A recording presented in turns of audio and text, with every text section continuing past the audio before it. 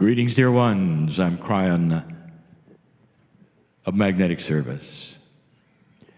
And so this is the last channeling of the series of meetings that you've all been in. Some of you have just arrived. Perhaps not all the meetings were attended. It doesn't matter. Your presence is known. There would those perhaps be listening to this again. They found you, myself,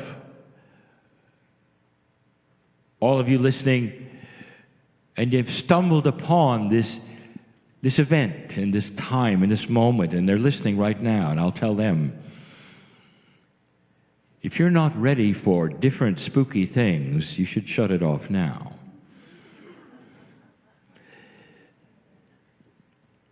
Because we're going to get very esoteric. Not always do I go to this extent. But the old souls in the room are ready to grasp perhaps the reality of things unseen that started a long, long time ago. The ones in the room, and again, some listening later, may relate to a story that we have told so many times. In a day or so, this room will be gathered again, and a story will be told, and a study will commence that is on the purity of the teaching wheel. A wheel that eventually went all over the world in some form. The traditions of which went around the world in some form. Even this day with the shaman, Michelle,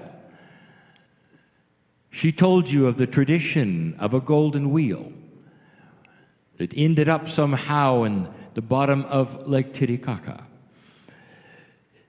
These are the traditions, sometimes metaphoric and sometimes real, of a core teaching that started a long time ago. But the core teaching that is the most profound resides in your Akashic record. I'll say something that I don't often say, that almost everyone here, an old soul, and even those who were talked into coming,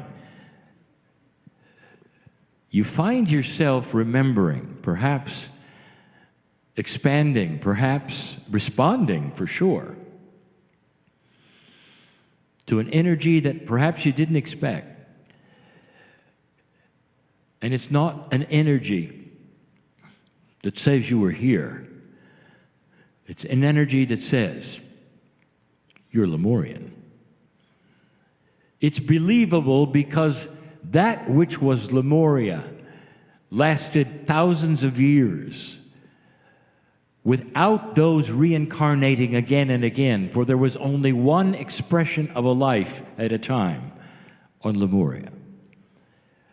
And again, the purpose of that was to implant the core teachings in the Akash of one generation, and they would then incarnate somewhere else on the planet, over and over, to spread that core teachings, to put it into your Akash, so that the planet would have a chance to remember at the right time those beautiful core teachings that reflect a loving God and a Creator that is responsible for all the life in the universe. And so here you might sit, dear ones, in front of me as Lemurians. So many of you are right now. And that's what you're beginning to feel. By the title itself of this particular retreat, it talks about a celebration of those from the stars. You call them Pleiadians because that is the name you've given of the seven sisters, a cluster of 9 stars. And they are the ones who had the greatest influence in seeding that which is the core truths of this civilization called human. It's interesting, and I say it again, that when Lemuria was finished and the time was right, the bubble of magma that pushed up that mountain called Hawaii today, it began to sink and subside naturally, physically. But when it did, all of the teaching ceased. The Lemurians took to their canoes, and the ones in the mountain, the teachers, the star mothers, all but a very, very few, also relocated. And they mostly relocated to the nodes that you study, that were set up in advance for this. But in this, the linearity that you would imagine, as I tell you this, has them traveling from place to place. And again, we remind you that consciousness, multidimensionality of consciousness is still energy. It's difficult to centralize. It's difficult to put it in a pinpoint place. Consciousness can be in many places at the same time. Here comes the spookiness. You know this because of the study, even in identical twins, having the same DNA, have some kind of a connection between them that is nonlinear. It has to be a multidimensional connection, for they receive each other's thoughts on opposite sides of the earth. They're in instant communication no matter where they are, and they feel things together. It's an example that you know of in biology, that you recognize and have validated, that then begs the question, is there more of this possible? And when you get into that, which we will then call that spooky part, that goes beyond physics, the meta of physics. Is it possible that these beautiful beings that are mostly consciousness, that were corporeal long enough to help you, became non-corporeal and a consciousness of the planet that shared themselves in the many nodes and continued to love you and watch over you, help you, even protect? And the answer is yes. Now there's more. And the more part is the hardest for you to grasp and to understand. We brought it up in one of the channels when we mentioned to you that they follow you around, that they didn't go and set up shop in one mountain and stay there. That's the linear human who will ask, well, where did they move? And what's it like? And all of these things that are three-dimensional, and that's what humans do. What would consciousness do? The very definition of consciousness is incorrect, as you would then have it termed and defined in your societies. It is not understood. It truly is not. Is it possible there's something called soul consciousness?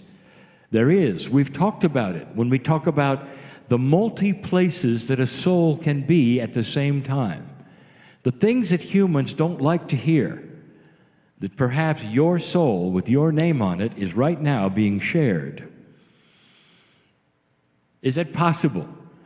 And the answer is yes, and some of you know it. Some of you will have dreams and awaken and feel you're in another planet, another time. That's your soul doing something else at the same time for some others. That's what old souls have in common. So many of you have soul splitting. We've also told you that when those that you've loved and lost pass over, a piece of them stays with you. A piece of their consciousness and their soul is part of you until the last breath. You know that. Those of you who have lost your parents still feel them. Some even smell them. Lost loved ones, feel them. Expect them around the next corner. Because the reality of it is they are. They simply changed form. This is the beauty of what you're going to discover someday when you are able to see multidimensional things. I'm going to tell you something about that and where I'm going with that. If it's true that the human being has a soul which can then share itself in this way, so profound it is, this sharing is guided by and controlled by love.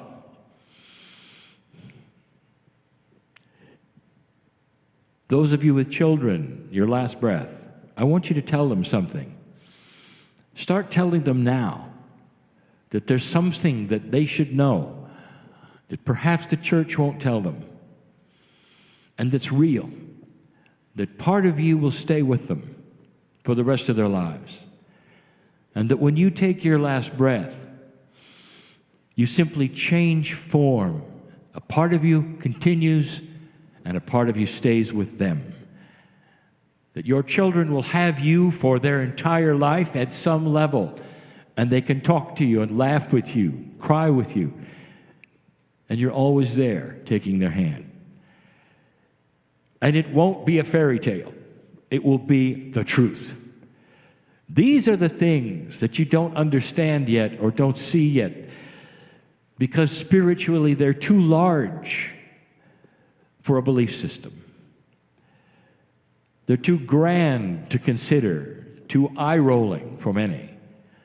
And yet the more you start to study the energy of consciousness, the more you realize this is the way it is.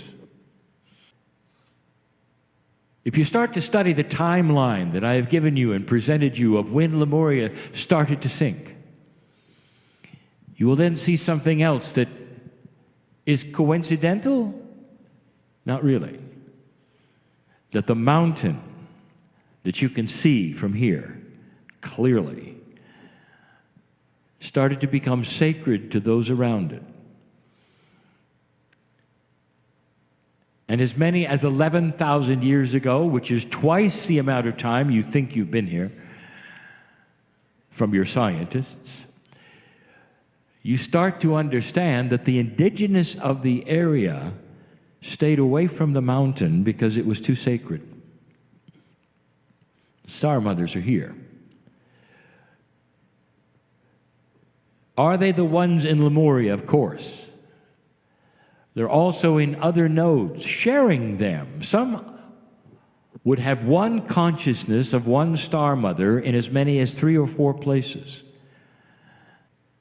That is very difficult for you to understand. In fact, the question, literally, from humanity, quite often when I say that, they'll say, well, which one is real? And you'll say that because that's that bias of your singularity. One of them has to be real and the others have to be mirrored or copies. Not understanding. They're all one. The oneness of all things is where we're going with all of these messages. But what I want to tell you next is this. I've never mentioned this, and it's time to. There's a new paradigm afoot. We started teaching it in that land called Egypt, where we started discussing the wall. The wall is not a physical wall, but a barrier of consciousness of belief. And we gave you examples that are controversial to this day because they involve what you do right now, which you believe is the highest spiritual things available. And we tell you that they are the children's version. You have entire societies that are meditators. You'll have what I will call the meditation warrior, the one who only meditates. That's all they do. From dawn to dusk, They will go to a place and sit, and they will think grand thoughts of the earth, and they will go into a nirvana, and they will come one with the planet working. They will get up from that place, and they will go home, and they will have food, sustenance, sleep, and come back and do it again. And they will do this year after year after year. And what we said is they never really are in communication. We said it was like having a phone call to the other side of the veil. And all they've done is dial the number and listen to heavy breathing. They can touch it and feel it and hear it. Right there. They've got the connection, dear ones. They hear the breathing. That's how close, that's the metaphor. They hear the breathing on the other side of the veil of the creative, of a source they can't really touch, but they don't know it. They think they're there. They have the nirvana for themselves. They're filled with the oneness, and they get up and leave empty because they have to come back and do it again. How long does it take after they sit down to accomplish this level and the next level and get to something, and then they do it again and again? Not understanding. They never take any of it. They're just listening to it. Now that's controversial, especially to those who've dedicated their life to meditating. And they say, well, what is it we're supposed to do? There is no supposed to. There is an allowance of opening a door, of even the meditator saying, is there more to this? Can we keep going with this? And the answer is, that is the invitation. That's the puzzle. What does that mean, they say exactly? What is the keeping going of this? And that is what the information we gave you while we were in that land of Egypt, and that is, if you could grasp the oneness, that nirvana, if you could go to that place and instead of backing out of it and going home, you take some of it with you. You actually then, in your meditations, are absorbing it, and it's filling you so that you become a vessel. And they'll say, a vessel of what? A vessel of high consciousness that mirrors the Creator. And that is why you sit there. But you don't just sit there and have an experience. You sit there tanking up so that when you stand up, you're different. And when you then walk among the people, you're different. And to the meditator, I would say, if you can do that, meditate every other day and spend the opposite days with people, sharing what you tanked up on. That's new. How does one tank up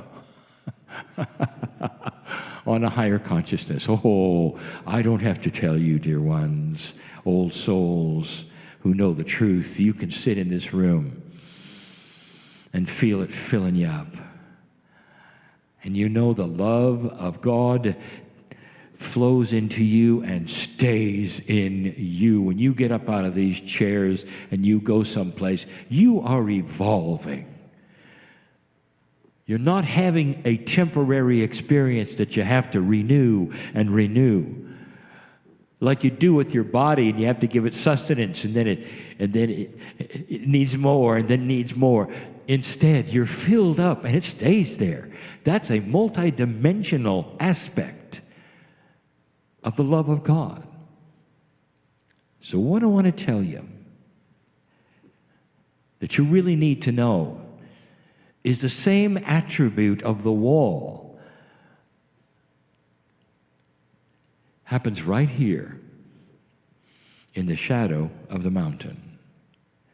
Consciousness is energy. It can be many places at the same time. It does not follow linearity, and it's ready to be shared. If you will go beyond that wall in your belief system, I want you to understand something that's available to you who sit here today.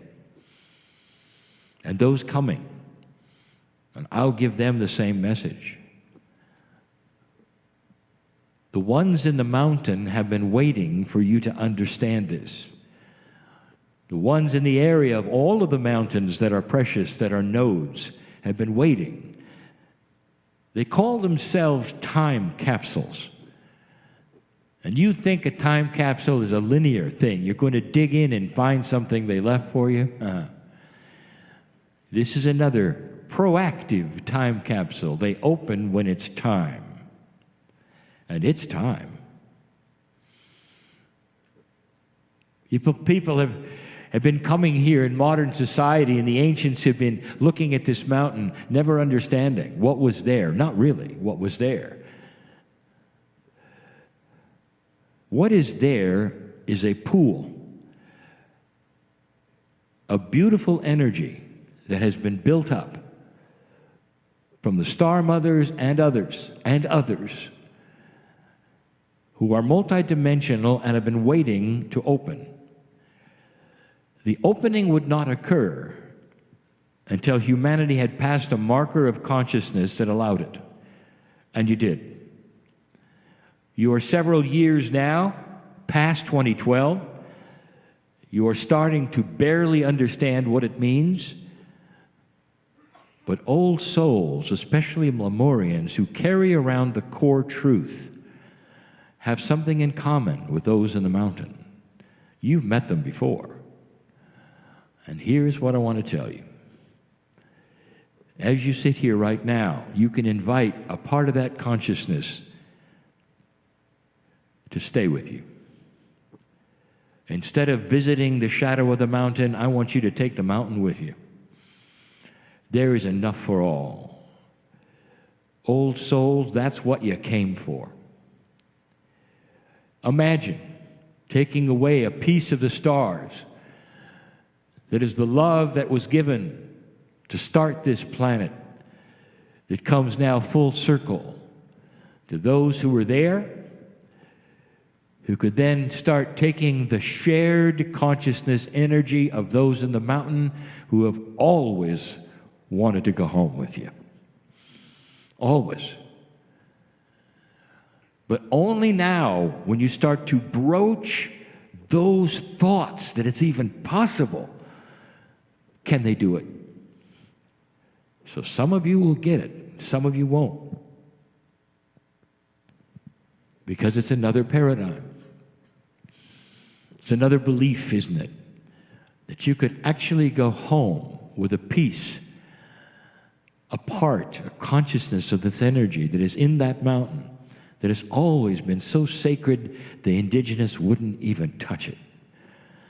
And now it wants to go in your heart, in your cells, and go home with you. That's the sacredness of Lemuria, of the stars.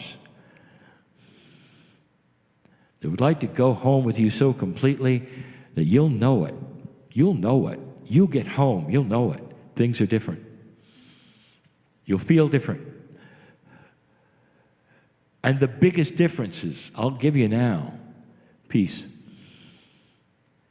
understanding, allowance, forgiveness, love of self.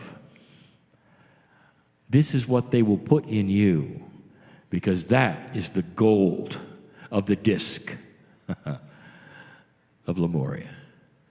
That's the essence that will change your life. And that's what you're going to remember from Lemuria. These things are a little too spooky for most. They're a little too esoteric for many. But there are a few who have been on this planet for a very long time, who may have actually seemed to come here by accident today, who will recognize that's why you're here. The seminar was nice, but you've gone to the wall called the mountain, expecting to meditate and enjoy it and leave and come back and do it again and again, and I'm telling you, that mountain wants to go home with you. Will you allow it? That's the question. Individual by individual. I'm not going to have you repeat that. This is personal. How much can you take away from the headwaters of love that are here in this mountain and the surrounding area? It's new. It's different. It hasn't been said like this before. This is the evolving human spirit that understands that you don't go and worship and then get up and go home. You become a piece of that which you worship. And the essence of spirit goes into you and flows into you and changes you and evolves you. That's how evolution is working from now on. Do you see, because of that, how fast you can evolve? It's not going to require time. It's going to require intent, understanding, and stepping off that cliff. That's the message of today. That's how much you're loved. Can you sit and absorb this and understand? It's almost like they're knocking at the door and saying, it's time you knew the truth. We can intermingle consciousness with consciousness, and you become evolved and different and beautiful even more than you are. What a message. What a message.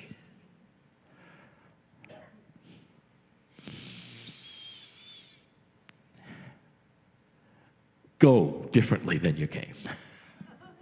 And so it is.